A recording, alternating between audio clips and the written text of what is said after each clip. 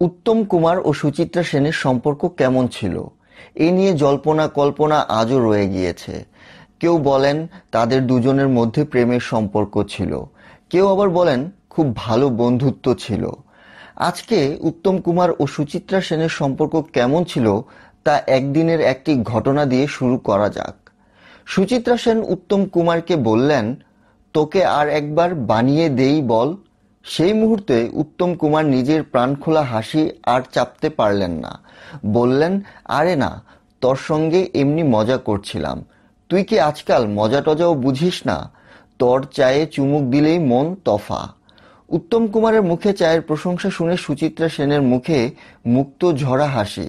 মনে হতো সেই হাসিতে মেকআপ রুমে চাঁদের হাসি বাঁধ ভেঙেছে। উত্তম সুচিত্রা বাংলা চলচ্চিত্রের চিরকালের ব্লকবাস্টার জুটি।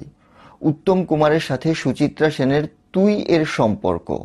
হয়তো এমন হয়েছে কোনো দিন শুটিং থাকলে তারা মেকআপ রুমে গল্প করছেন, হঠাৎ সুচিত্রা সেনের চা খাওয়ার ইচ্ছা হয়েছে।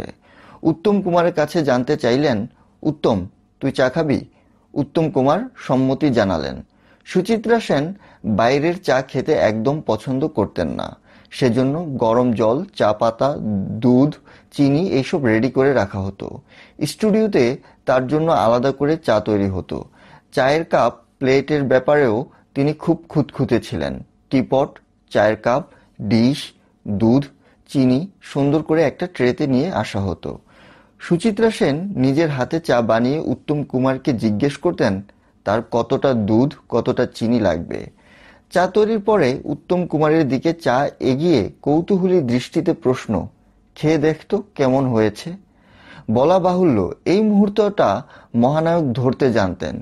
তিনি জানতেন চাটা যদি খারাপ হয়েছে বলেন তাহলে সুচিত্রা সেনের মুখের অভিব্যক্তি বদলে যাবে। কোনোদিন সত্যি সত্যি রসিকতা করার জন্য চায়ে চুমুক দিয়ে উত্তম কুমার বললেন, ধুস, এ চা মুখে দেওয়া যায় না। ব্যাস, মুহূর্তের মধ্যে সুচিত্রা সেনের মুখ যেন আষাঢ়ের মেঘ। এই রকম অজস্র ঘটনার সাক্ষী উত্তম কুমারের অনুজ তরুণ কুমার।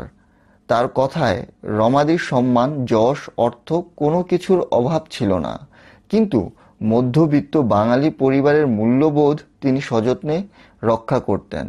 অভিজাত পরিবারের বউ হিসেবে তার চলাফেরা, কথাবার্তা, আতিথেয়তা সব বিষয়ে তিনি ব্যতিক্রমধর্মী একজন নারী। তরুণ কুমার বলেছেন, তিনি প্রিয় রমাদির বাড়িতে গেলে তাকে নিয়ে কি করবেন ভেবে পেতেন না, শুধু বলতেন, বুড়ো, এটা খা, ওটা খা। নিজের বাড়িতে কতবার তাকে চা করে খাইয়েছেন সুচিত্রা সেন তা হিসাব করেও সঠিকভাবে বলা সম্ভব না। বলা বাহুল্য, সুচিত্রা সেনকে তার পরিবারের ছোটরা রমাদি বলে ডাকতেন। উত্তমের অনুজ তরুণ কুমারও সেই রমাদি বলেই ডাকতে অভ্যস্ত ছিলেন এবং এটা তার একটা ভালো লাগার জায়গা ছিল। ধন্যবাদ সবাইকে সঙ্গে থাকার জন্য।